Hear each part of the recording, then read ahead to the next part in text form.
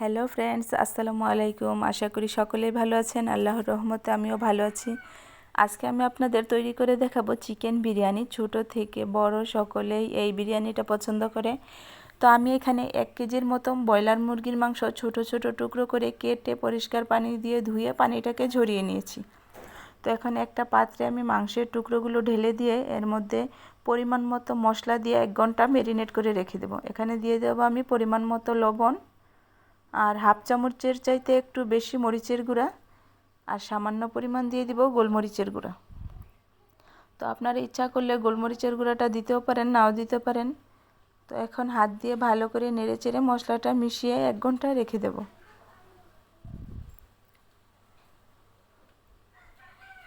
তো 1 ঘন্টা পর আমি মশলাটাতে দিয়ে দেব 1 চা চামচ পরিমাণ আটা। আপনারা ইচ্ছা করলে ময়দাও দিতে পারেন। আটাটা দিয়ে ভালো করে নেড়েচেড়ে মেখে তারপরে আমি মাংসের টুকরোগুলো ভেজে নেব। এখানে কড়াইতে আমি পরিমাণ মতো তেল দিব। মাংসের টুকরোটা ভাজার সময় তেলের পরিমাণটা একটু বেশি লাগবে। আর তেলটা গরম হয়ে আসলে সামান্য পরিমাণ লবণ দিয়ে চারদিকে ছড়িয়ে দেব, যাতে কড়াইতে আর না লেগে যায়। তো আমার তেলটা গরম হয়ে এসেছে, এখন আমি মাংসের টুকরোগুলো দিয়ে দেব।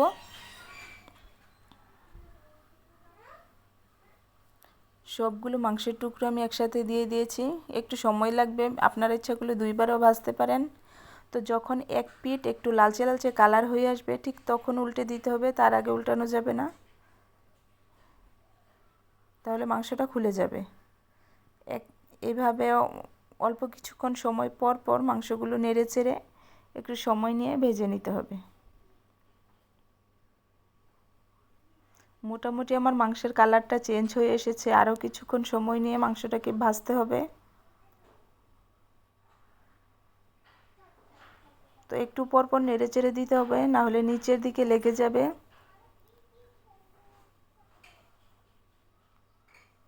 তো অলমোস্ট আমার মাংসটা ভাজা হয়ে গেছে, এখন আমি একটা পাত্রে উঠিয়ে রেখে দেব। আর অবশিষ্ট যেই তেলটা থাকবে ওই তেলটাতেই আমি মুরগির মাংসটাকে রান্না করে নেব। তো এখানে যে তেলটুকু রয়েছে আমি এখানে আর বাড়তি তেল অ্যাড করব না। দিয়ে দিলাম 3 টুকরো লবঙ্গ, 3 টুকরো এলাচ আর 3 টুকরো দারচিনি।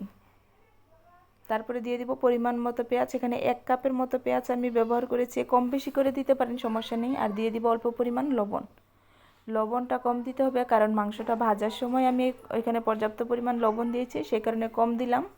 আর দিয়ে দিলাম 1 চা চামচ আদা বাটা আর 1 চা চামচ পরিমাণ রসুন বাটা। দিয়ে অল্প কিছুক্ষণ নেড়ে চেড়ে আদা রসুনটাকে ভেজে নেব। তারপর দিয়ে দিলাম 1 চা চামচ পরিমাণ সাদা সরিষা বাটা, 1 চা চামচ কাঠবাদাম বাটা আর 1 চা চামচ কাজু বাদাম বাটা। এখন আবার নেড়ে চেড়ে মিশিয়ে কতক্ষণ ভেজে নিতে হবে। তো আমার এই পর্যায়ে ভাজা হয়ে গেছে, এখন আমি সামান্য পরিমাণ পানি দিয়ে মশলাটাকে কষিয়ে নেব।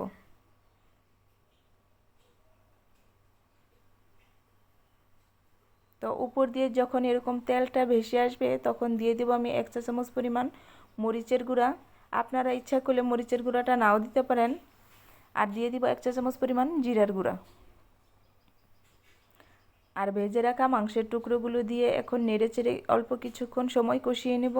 আর তারপর দিয়ে দিলাম আমি এখানে টক দই। টক দইটা আমি ডিপ ফ্রিজে রেখেছিলাম, সমস্যা নেই। তো আর দিয়ে দিব টমেটো সস। সসটা দিয়ে আবার ভালো করে নেড়ে চেড়ে অল্প কিছুক্ষণ সময় আমি কষিয়ে নেব। তো এই পর্যায়ে সামান্য পরিমাণ পানি দিয়ে তরকারিটা আমি রান্না করে নেব। খুব বেশি পানি দেওয়ার প্রয়োজন নেই, কারণ মাংসটা প্রায় রান্নাই আছে, যেহেতু অনেকক্ষণ সময় নিয়ে ভেজেছি। তো অল্প পরিমাণ পানি দিয়ে মাংসটাকে রান্না করে নেব। আর এখানে আমি 1 প্যাকেট রাঁধুনি বিরিয়ানির মশলা নিয়েছি। এখানে অর্ধেকটা মশলা আমি এই পর্যায়ে দিব, আর অর্ধেকটা মশলা বিরিয়ানি রান্না করার সময় আমি দিব। তখন ভালো করে নেড়ে চেড়ে মিশিয়ে তরকারির ঝোলটা যতক্ষণ পর্যন্ত না গাঢ় হয়ে আসছে ততক্ষণ আমি রান্না করে নেব। তো দেখুন মাশাআল্লাহ, তরকারির কালারটা খুবই সুন্দর এসেছে এবং ঝোলটা অনেকটা গাঢ় হয়ে এসেছে। এখন আমি নামিয়ে রেখে দেব আর বিরিয়ানিটা রান্না করব। তো এই পর্যায়ে আমি একটা পাত্র বসিয়ে দিলাম আর দিয়ে দিব পরিমাণ মতো তেল। তেলটা গরম হয়ে আসলে দিয়ে দিব 3 টুকরো লবঙ্গ, 3 টুকরো এলাচ আর 3 টুকরো দারচিনি। তারপরে দিয়ে দিব পরিমাণ মতো পেঁয়াজ কুচি। আমি এখানে তেজপাতাটা ব্যবহার করিনি, কারণ বিরিয়ানি মশলায় অনেক তেজপাতা থাকে, সেই কারণে আমি বাড়তি তেজপাতাটা এখানে ব্যবহার করিনি। আর দিয়ে দিব পরিমাণ মতো লবণ। লবণটা আপনারা পরবর্তীতে আবার চেক করে দিবেন, কারণ বিরিয়ানি রান্নার সময় একটু লবণের পরিমাণটা একটু বেশি লাগে। আর দিয়ে দিব 1 চা চামচ পরিমাণ আদা বাটা আর 1 চা চামচ রসুন বাটা। দিয়ে ভালো করে কিছুক্ষণ সময় নেড়ে চেড়ে ভেজে নিতে হবে, যাতে কাঁচা গন্ধটা চলে যায়। তো আমার ভাজা প্রায় হয়ে গেছে।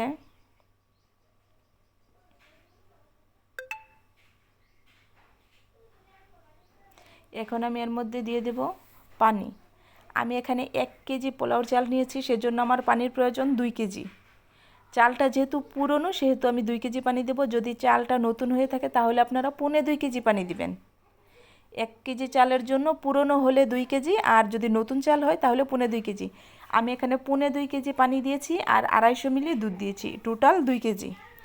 এখন ভালো করে নেড়ে চেড়ে মিশিয়ে ঢাকনা দিয়ে ঢেকে যতক্ষণ পর্যন্ত বলক উঠে না আসবে ততক্ষণ পর্যন্ত আমি রান্না করব। তো এই পর্যায়ে আমার বলক উঠে এসেছে। এখন আমি এর মধ্যে দিয়ে দেব 6টা কাঁচামরিচ,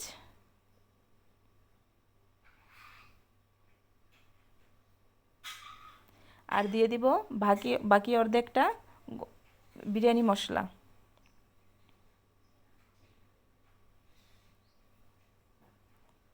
এই পর্যায়ে মশলাটাকে আবার নেড়ে চেড়ে পানির সাথে ভালোভাবে মিশিয়ে আমি এর মধ্যে দিয়ে দেব আমি পোলাওর চালটা আমি পরিষ্কার করে ধুয়ে পানিটাকে ঝরিয়ে নিয়েছিলাম।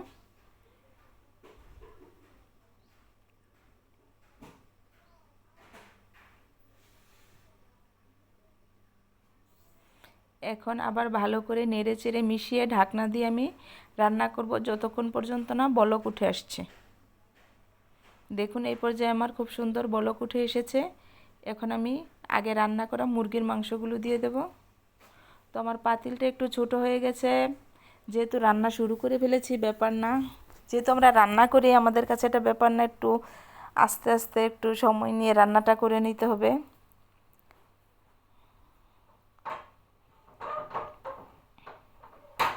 তো এইভাবে একটু আস্তে আস্তে সাবধানতার সহিত রান্নাটা করে নিতে হবে, কারণ পাতিলটা একেবারেই ছোট হয়ে গেছে। এখানে আমি লবণটা চেখে দেখেছি একটু কম হয়েছে, সেই কারণে আমি আরেকটু লবণ অ্যাড করে দিলাম। যতক্ষণ পর্যন্ত না চালটা সিদ্ধ হয়ে আসছে সেই পর্যন্ত আমাকে এরকম আস্তে আস্তে মাঝে মধ্যে নেড়ে চেড়ে দিতে হবে, না হলে তলানিতে লেগে যাবে।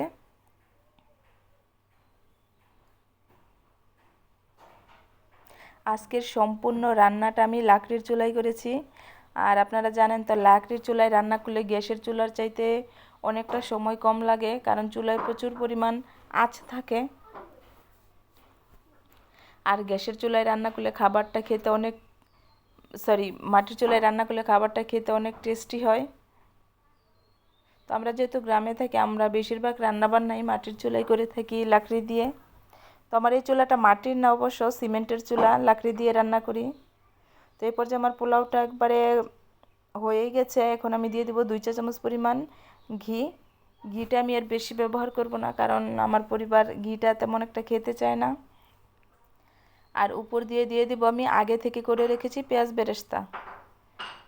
আপনারা পেঁয়াজ বেরেস্তাটা করে ফ্রিজে সংরক্ষণ করে রাখতে পারেন অনেক দিন পর্যন্ত। এখন আমি বেরেস্তাটা দিয়ে ভালো করে নেড়েচেড়ে আবার উল্টে পাল্টে দিব।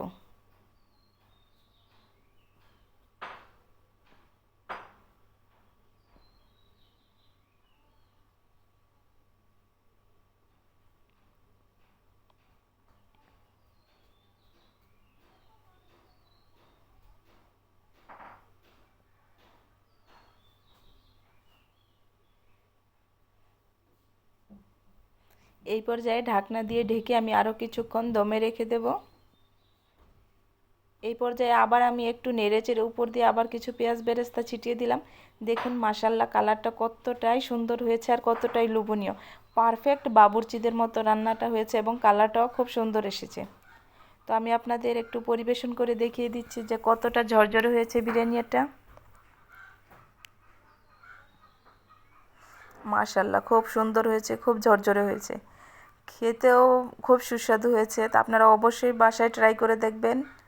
যে এইভাবে বিরিয়ানি রান্না করলে কেমন লাগে খেতে। তো আমি তো মনে করেছিলাম যেহেতু পাতিলটা ছোট হয়ে গেছে কিনা কি হয়, নরম হয়ে যায়, তো সাবধানতার সহিত রান্না করেছি। মাশাআল্লাহ খুব ভালো হয়েছে, খুব ঝরঝরে হয়েছে, আর খেতেও খুব ভালো লেগেছে। দেখুন কতটাই সুন্দর হয়েছে, কতটাই লোভনীয় একটা কালার চলে এসেছে। তো আমার ভিডিওটা যদি আপনাদের ভালো লেগে থাকে অবশ্যই লাইক কমেন্ট শেয়ার করতে ভুলবেন না। অবশ্যই আমার চ্যানেলটিকে সাবস্ক্রাইব করে দিবেন। সবাই ভালো থাকবেন, আমার পরিবারের জন্য সবাই দোয়া করবেন। টাটা।